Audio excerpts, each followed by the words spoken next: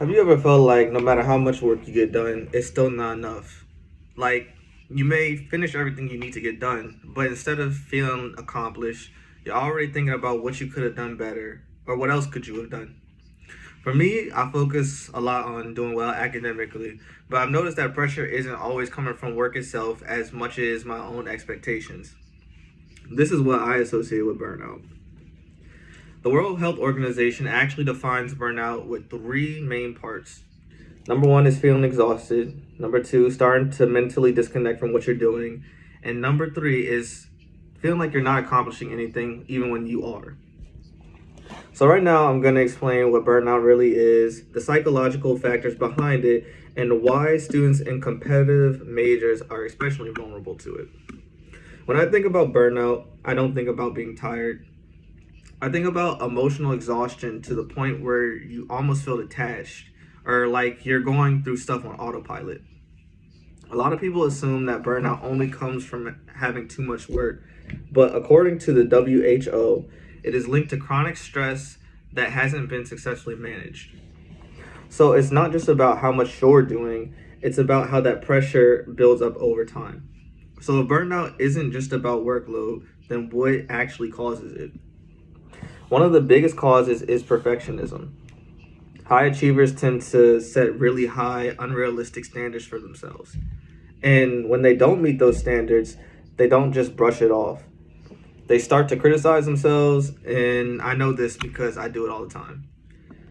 Mistakes stop feeling like lessons and start to feel like failure. Another factor is identity pressure. A lot of students start tying themselves to their academic success. So it's not just I didn't do well on this test, but it turns into I'm not smart enough to continue with this path. And then there's comparison. In competitive environments, you're constantly surrounded by other high performing students, and it becomes very easy to feel like you're falling behind. Social media also adds another layer, in my opinion, so that's why I find myself taking hiatuses. The American Psychological Association explains that much of this stress comes from feeling like you have no control over outcomes. And when your expectations are constantly high, that internal pressure can be even worse than the actual workload. One more thing I found really interesting in my research is the burnout cycle. It's interesting because it feeds itself. Basically, the more pressure you feel, the more exhausted you become. The more exhausted you become, the harder it is to perform. And when performance drops, the pressure increases even more. So it's really about what's in your head. In majors like engineering, pre med, and pre law, pressure is long term. It's not just about one test or one semester, but it's years of sustained performance. Stakes are very high, as grades don't just affect your GPA, but they can affect your future opportunities, like getting into grad school or landing a certain career that you want. And because of that, a lot of students feel like they can't slow down, and even taking a break can start to feel like falling behind. And that guilt isn't supposed to be normal, but it is. Research actually shows that a study of medical students found that burnout doesn't just make students tired, but it starts to affect mental health and academic performance, which only worsens the cycle.